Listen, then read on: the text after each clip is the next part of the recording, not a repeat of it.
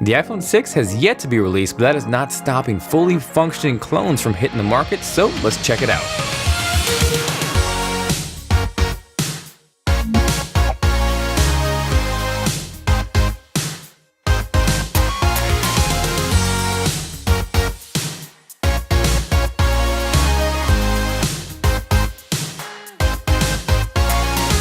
Hey guys, Jonathan here with TLD. Hope you guys are doing well. I am back with a very interesting unboxing to say the least. As many of you guys are aware, we're still about a month, maybe two away from the release of Apple's upcoming iPhone 6, but right here in front of me, I have a fully functional iPhone 6 clone that even says iPhone 6 right smack on the box. Just gotta give it a little shake and bake because this box is fighting me on getting it open, but I really found this interesting because if anybody has seen my good buddy Michael's The Detroit Borgs unboxing, his actually came in an iPhone 5 box, so I was pretty surprised when I saw iPhone 6 stamped on the side. So taking a look at the back, you can see it's very consistent in terms of what we've seen so far compared against the dummy mock-ups that leaked earlier this year. The big difference here being obviously it turns on and it functions. So because of those similarities and a few production parts that have leaked recently, I think it's fairly safe to say that this is essentially what the iPhone 6 will look like, give or take. I also just received a handful of iPhone 6 cases from Spigen, which may or may not add credibility to the whole leak and mock-up design, but regardless, if you guys are interested in checking those out, let me know by hitting that like button. Now, spoiler alert, this may look like an iPhone 6, but as far as performance goes, it is not snappy at all. It's sadly actually a massively underpowered iOS-skinned Android device, essentially. If you compare it to the iPhone 5S, for example, you can see in terms of performance on Geekbench, it gets absolutely destroyed. But what's interesting though, if you look at the specs on paper, they're actually pretty close. They're both dual-core, they're clocked around 1 GHz, but I think this is a testament to not only Apple's performance hardware-wise, but software as well. So continuing on with the unboxing, because there actually was content and accessories which I found amusing, the first thing up is a quick start guide, which says hello right smack there on the front, just like Apple products. But if you dig a little bit deeper and look inside, the most hilarious thing that stood out to me is those are iOS 6 screenshots, so yeah. Next up, and I'm willing to bet these aren't authentic, probably less earpods and more white color stereo bass headphone mic volume control remote earphone earpods headset for iPhone, but nevertheless, at least alongside your iPhone 6 clone, you get iPhone 6 earpod clones. Following that, we have the USB wall charger hanging out there wrapped up all nicely and such. This really isn't anything too spectacular, but at the very least, you can charge your iPhone 6 clone. Next up after that is the USB wall charger's PIC, the faux lightning cable, and alongside that is the SIM ejection tool. Now obviously I'm not going to bank on the lightning cable being authentic either, but at the very least it was still pretty cool that they included the entire package like you would get with an iPhone. So now that we've blasted through the unboxing portion, we can dive in and dig a little bit deeper into the clone. I think obviously the biggest noticeable difference aside from the screen size increase is the complete aesthetic change from the iPhone 5S. No longer on the back side will we see those glass portions on the top and the bottom like the iPhone 5S. That will be replaced by what I would assume to be aluminum by the final production model. That is kind of sectioned off by the dual line design on the top and the bottom where presumably the antennas would go, but I think that kind of makes the iPhone 6 design look eerily similar to the HTC One M8, and if you agree or disagree, let me know with a comment down below. One thing I do want to point out that I do not like, and it's been consistent across the dummy mock-ups, is the fact that the camera on the back side of the iPhone 6 clone pops up. So to me, that would make it very vulnerable to scratches, something similar to the iPod Touch. I know it's probably going to be sapphire coated, but at the very least, why would you want to increase chances of damaging one of the most important pieces on your phone? You can also see different aside from the iPhone 5S, the Apple logo on the iPhone 6 clone is actually indented and recessed in there, much like we saw on the iPad mini with Retina display and iPad Air.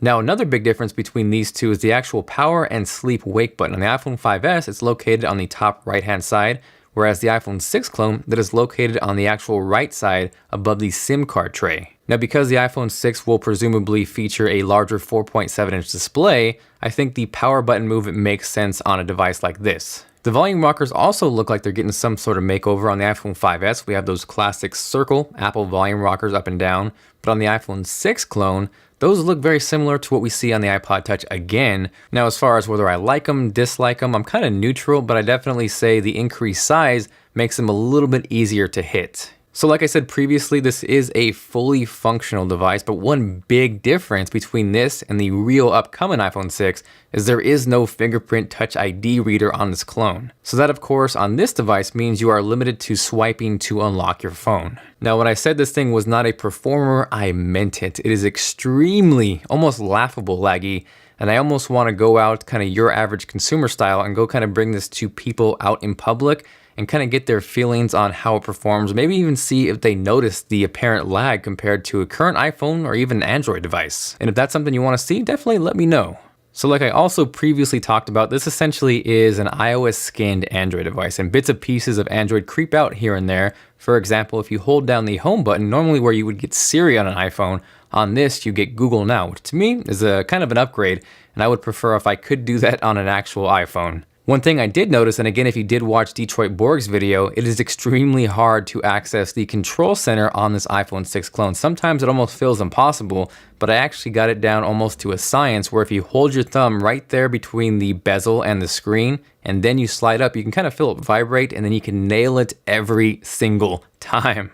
Now I know I'm going to get tons of questions of where can I buy this, and I want to tell you with a giant warning sign, do not buy this for anything more than purely entertainment. This particular one you can pick up on Chinese websites from anywhere from 160 to 200 bucks. I know as of August 1st, Goophone will be releasing their clone version of the iPhone 6. But honestly, as you can see from performance, you're not getting anything that you would really want on an iPhone, and at this price for a little bit more, you can get a Nexus 5. Or if you can find it, you can get something like the OnePlus One, which is going to absolutely destroy this in performance and overall just usability. I did get a chance to do a little bit of gaming on this iPhone 6 clone, and it wasn't as bad or as terrible as I would have imagined, but the actual touch screen wasn't really responsive, and it kind of hindered the gameplay and overall enjoyment at times. Regardless, it did give me insights and a better look of what the 4.7-inch iPhone 6 will look like. I do really enjoy watching movies and media on a screen size like this. Honestly, my ideal screen size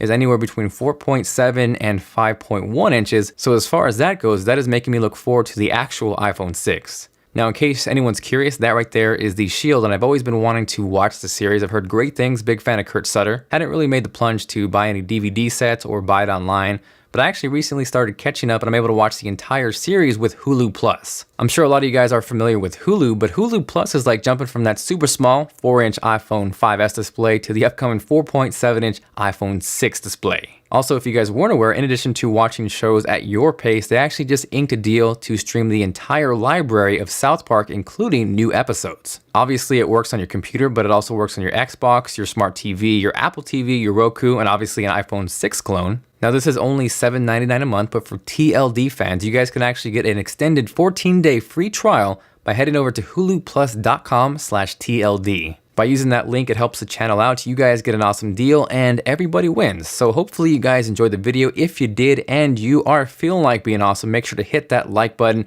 It is much appreciated. And of course, in return, you get a virtual high five at your face. After seeing this, are you excited or not excited for the upcoming iPhone 6? Let me know with a comment down below. If you guys have any questions, of course, drop me a line. I do try to reply to as many YouTube comments as possible, but it does get a little bit messy. So the absolute best way to get in contact with me is on Twitter at TLD Today, which is linked below, along with all the gear that I use to make these videos. Aside from that, again, this is Jonathan, and I will see you guys later.